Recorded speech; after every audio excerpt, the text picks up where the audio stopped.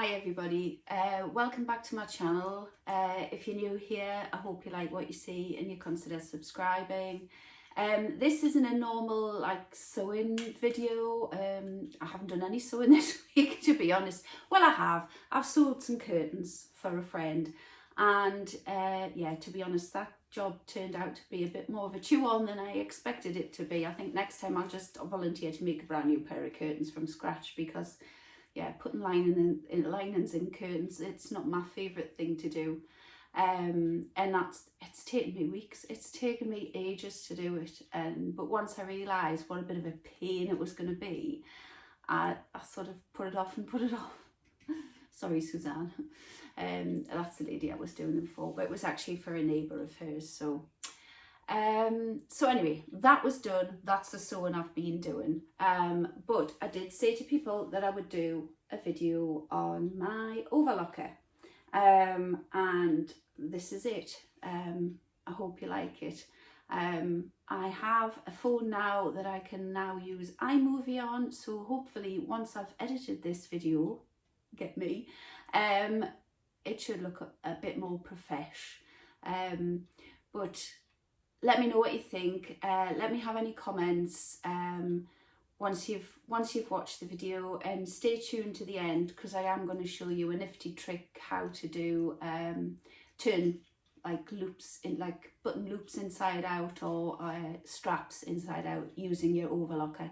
Much easier than using a loop turner. Much easier. So stay tuned for that.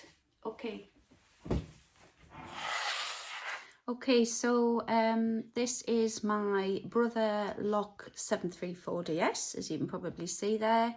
Some of the viewers have asked, would I recommend it? They're thinking about buying one, and they said, would I recommend the one that I have? And honestly, now I've looked at the manual, and I've actually seen what it can do. Yeah, I would recommend it. It's not such a simple beginner, well, it is a beginner machine. It was fairly reasonable to buy, and I think it does the standard things, to be honest. It's not one of these all singing, all dancing, but yeah, I would recommend it wholeheartedly. It's a canny little thing. It's a canny little machine. So what I want to do first is basically to show how you unthread it, because this can be, it can cause problems. If we just yank on threads and pull them back over, it can cause problems. The quickest way to remove the threads from your overlocker is to cut them off. She said, looking for her scissors, which I've moved, of course.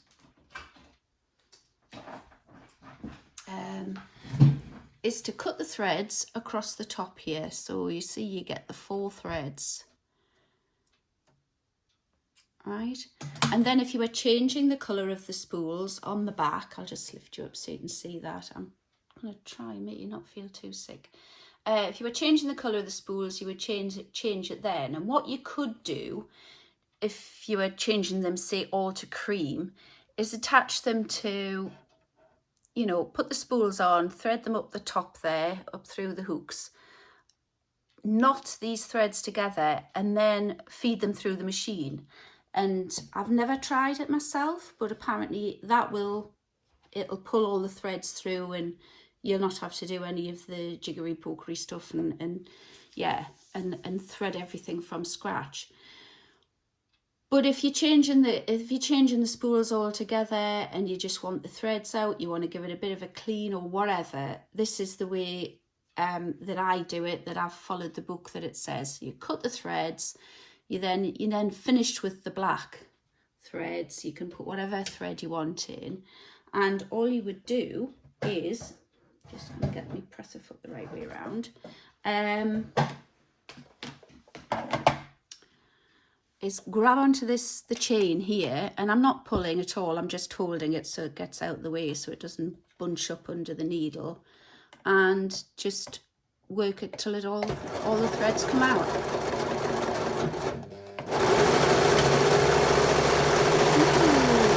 There we go. each of the spools at the back, I'm going to stick with black because I think you'll see that more when I start to do the threading in the bottom. Each of the spools at the back, if you can see, has, this is your first hole that you put your thread through, and this is your second, and they each have one, 2, 3, 4 all the way along. So you put your thread up the back and through that hole there, then hook it round the back of that hook there, and then it comes down and it goes through this hole on the top, number 3, and they're all numbered. They've got numbers on them. I don't know if you'll be able to, will you be able to see? Let's have a look. Yeah, you can, just, there's a number 3 there, and you follow with the 1, 2, 3, and then you'll see as we get down,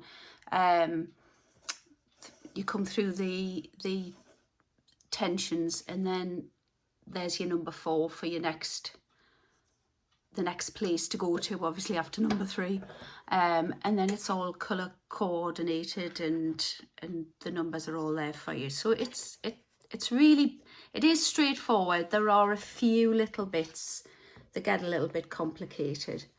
So what I'm going to attempt to do now is just to thread the threads through these top holes, and I'm going to bring them down the tension loops and leave them hanging here, and then I'm going to sort of come back to you. And what I'm going to attempt to do when I'm editing this is speed this section up, so that should be a laugh. If it doesn't speed up when you're watching it, you know I failed miserably. And I'm not going to speak because I don't want to sound like Daffy Duck, although I will speak because you know what, I can't keep my gob shut, can I? That's a good start. There we are. So you just pull them down there. You want them to stick down, sure. There. Come on. Keep sticking to my fingers. Pull that down. And down there. This one.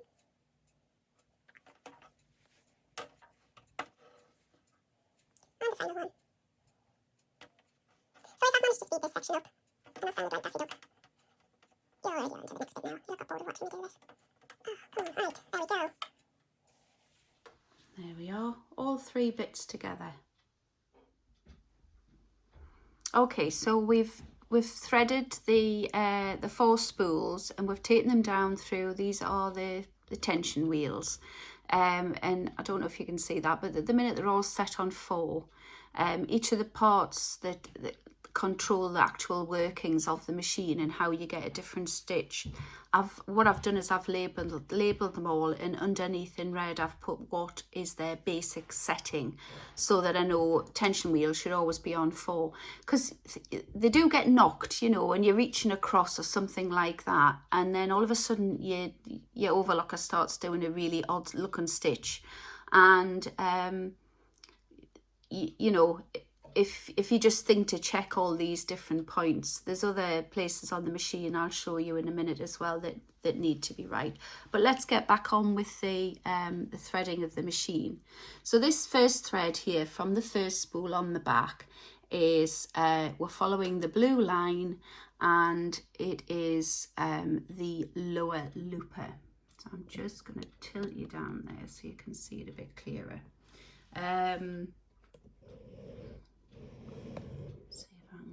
There you go. Right, so we're following the blue line, so we need to go behind that hook there, number 5. We need to go under both of these hooks. They've got the blue dot on them, and you can see the numbers there. It's 6 and 7, and they're both listed, so it needs to go under both of those hooks. Through number 8 hook there, and then you need to turn the wheel towards you to get, can you see this guy here coming out? You need to get him to come out. When he's out at his furthest, you need to slide the switch along. I'm not sure if all overlockers are done exactly the same way and have that switch there, but then very important piece of equipment, you need your tweezers. we'll have a go at trying to thread this up. You need to hook it round, and use my tweezers. If I could get the material in the thread in the tweezers, that would help. There we go. I don't know if you can see that.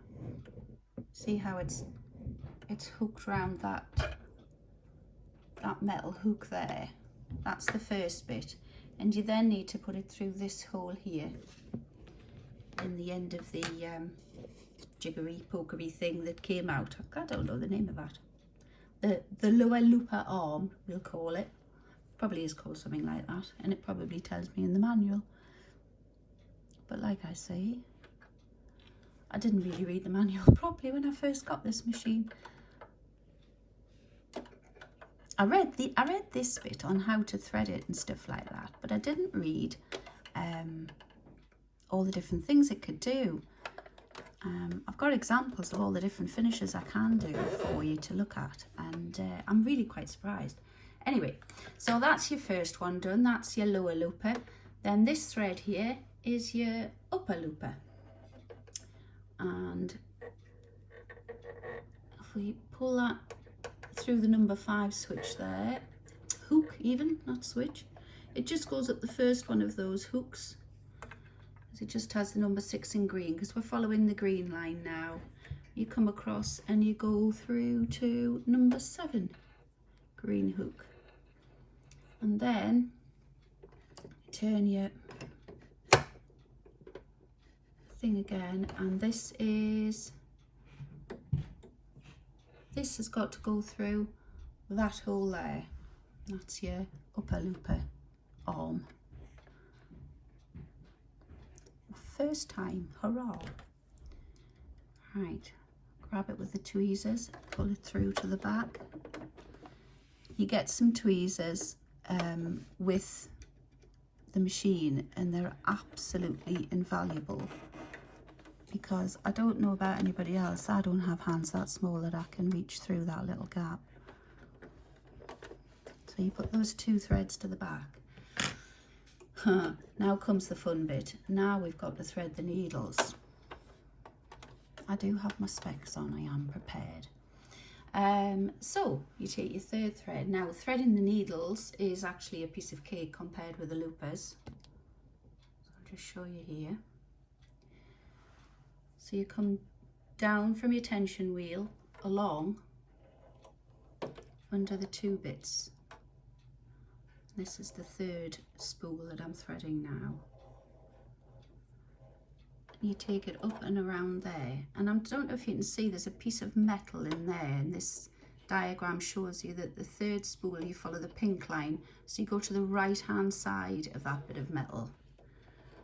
You go under the hook above the needle, and then you thread the right needle. Easier said than done. But if I have a trouble, I'll speed this bit up as well, because now I can do it. Finally, the 4th thread, which is your left needle. Under there, and oops, and around the top of there. Now it goes on the left hand side of that bit of metal, in the hook again, and then you thread the left needle, which isn't as hard. However, because I'm recording this, it will be, won't it?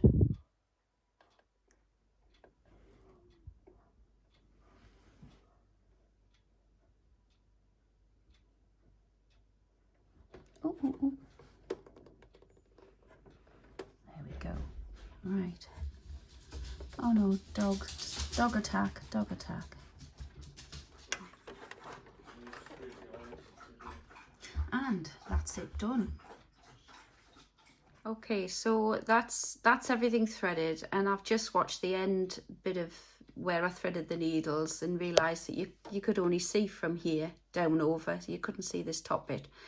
So your right and left needles come down here, along here and round that. It's a bit like the thing that you put your thread round when you're threading your sewing machine. You just loop the thread round. Left one goes to the left of this a little bit of silver, right one goes to the right, and then you take it down through that hook there and then thread your needles. So that's all done. So it was an epic fail when I tried it before, so this is the second go. To shut it, we just lift this and slide it along. There we go. You hang on to the 4 threads at the back and just hang on to them. You don't pull them or anything, and hopefully get that one round. Oh, come on, underneath there.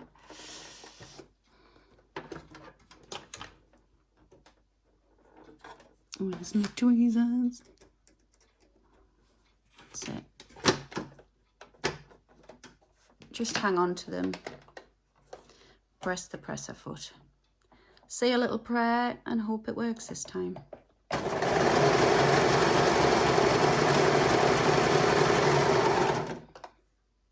And again, I'm getting a spare thread, and I don't know how. Okay, this is the 3rd try, so I've rethreaded the machine. The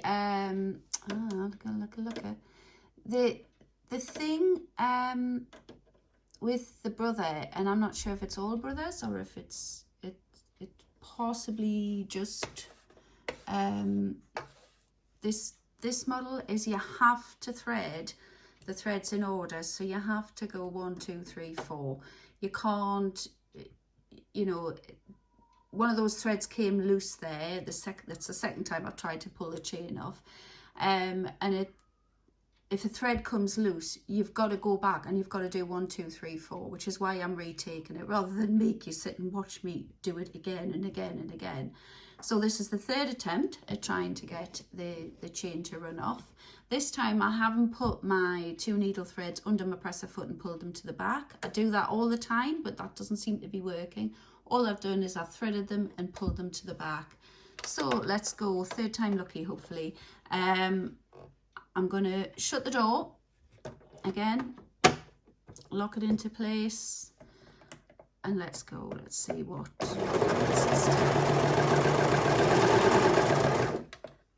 didn't have hold of that thread.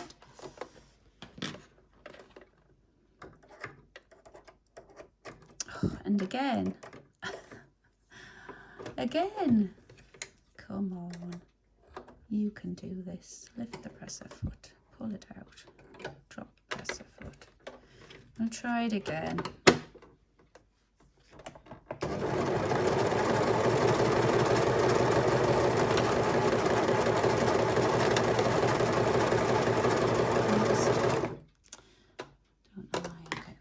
So that actually worked. I got rid of those 2 spare threads. They were just sucked back in. So that's what you call a chain, and that's what it looks like when you run a chain off your overlocker. And just to show you that it is working, let's get a piece of material that I haven't overlocked on that side. You just lift the foot, slot it under, press the presser foot.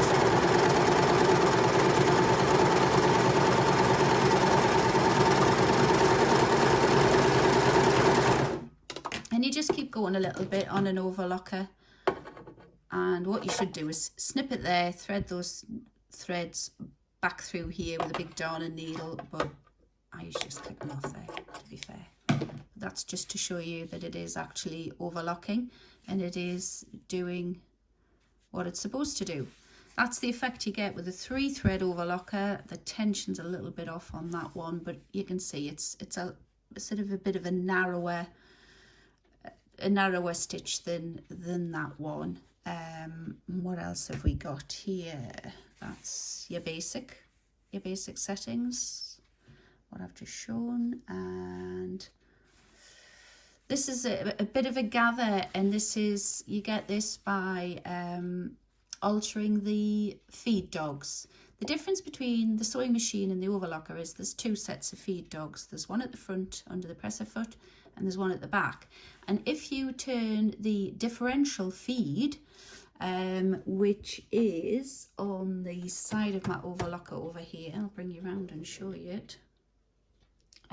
That's your differential feed there. You'll see I've got differential feed 1 written on the sticker, and that's the normal setting. If you turn it up to 2, what it means is that the feed dogs under the presser foot at the front feed through twice as much as material as what can be taken by the feed dogs at the back. So you get this sort of slight gathering effect, and I'm sure there's probably a way to make more of a gather, but that's as much of a gather as I got with the tension and everything that I was using.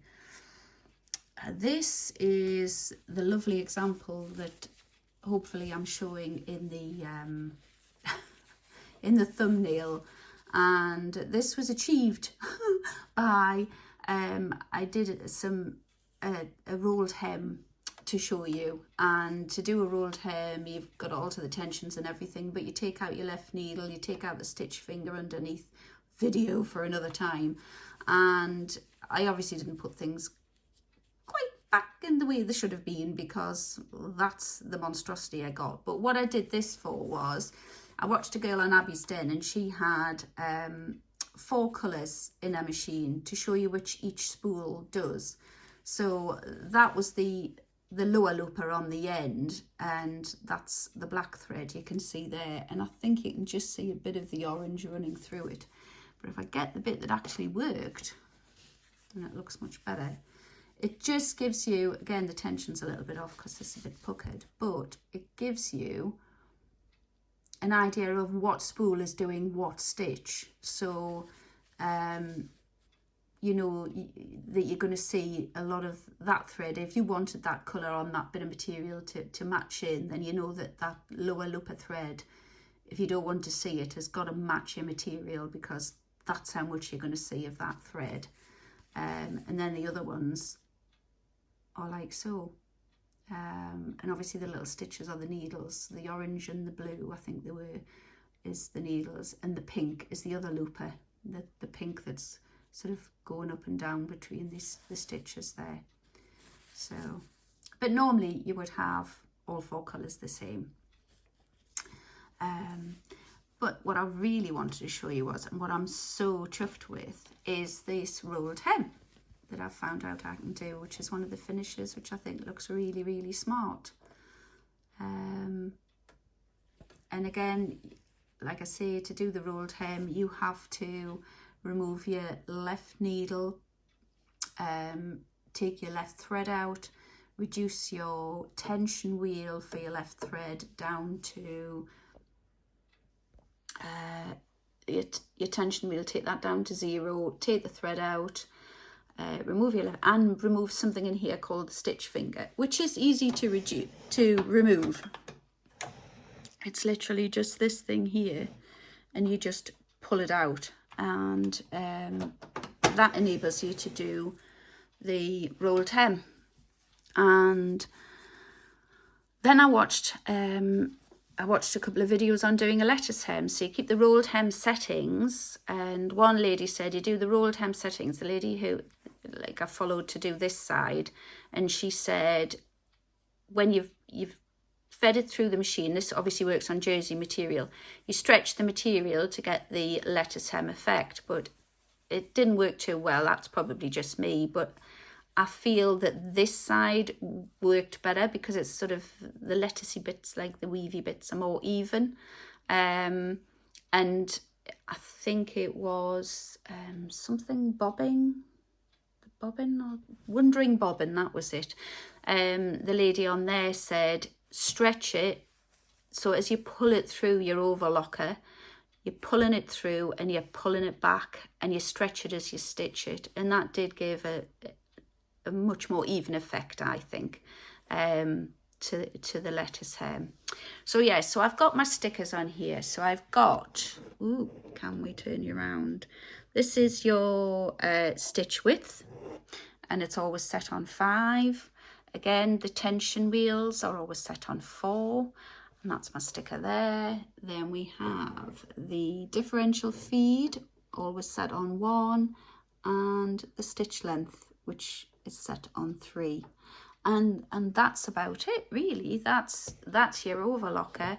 And like I say, I would heartily recommend this one. It's a canny little machine, although the trouble I've just had with it tonight, I think I want one of those all singing, all dancing ones that thread themselves, because you can pay an absolute fortune for them. And they have this like a suction thing that pulls the threads through and threads it all for you, and it's all done in a flash, which I do feel would be quite handy. But the manual that's come with it is quite good. It has a table. It tells you how to do things. I'm just going to find the table and show you. So there's the table there, and it tells you that you need the tension wheels, what you need each of the tension wheels on to create for fine materials, and this is the rolled hem. And for medium materials, you need the tension wheels on 5, 5, 7, and then the narrow overlock stitch, which I showed you before, what you need the tension wheels on. And I've just discovered as well, just flicking through the manual tonight, that I do I can do a flat lock stitching, which I think they have on sort of like exercise gear. One last thing I'm going to show you before we go, and this is the thing I said stay tuned to the end for. So if you're still with me and you haven't, you know, slashed your wrists because you've ordered rigid, this is, say this was going to be a strap on a dress or something like that, and you would obviously fold it that way. You would stitch down there with your sewing machine, then you put your loop turner through, and basically wrestle it into submission eventually and get it to turn through. What you can do with your overlocker is, if you, I'm going to cut this a bit shorter because we're going to be on forever doing that, I think. So it's now turned into a button loop instead of a strap. So you would stitch it like that. So what you do with your overlocker is you run a chain off as long as your bit of material is. So just press the foot, run a chain off, and a bit more as well, okay? You then put your chain into your bit of material, so it obviously fits right down the side, and would have been better if I'd pressed this with an iron first, I think. And then, so you've got a bit hanging out the end there. Let's see if I can do that.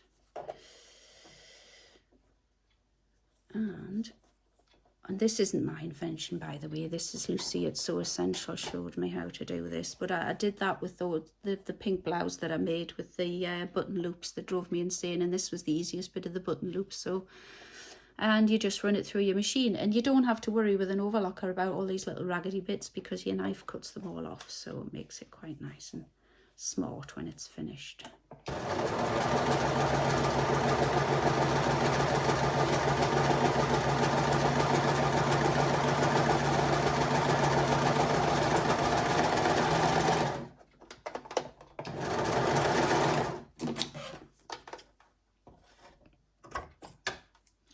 Careful not to cut the and then all you do is you pull on your chain that you had down through the end here, and it will hopefully turn your material inside out. And you have to sort of tuck the ends in at the top. This is quite thick material to do this with. I really should have picked the viscose, but never mind, we'll keep going.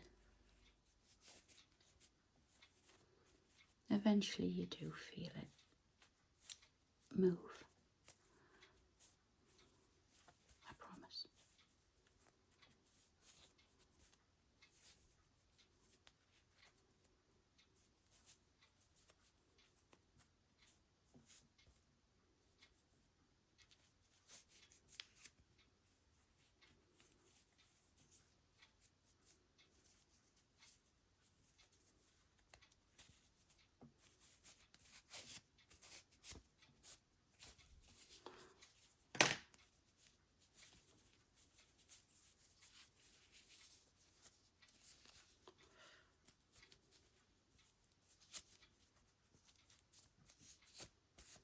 There we are. And that would be your strap or your loop or whatever. And they are so quite fiddly, but then isn't it always fiddly turning things the wrong way around? But you've got your nice finished edge within that, and that would, you know, once you've pressed that, that's going to look great, isn't it? Well, that's it, guys. I hope you've enjoyed the video. Like I say, please subscribe if you like what you've seen. I know you haven't seen much of me, but to be fair, you haven't missed much. I'll see you all again soon.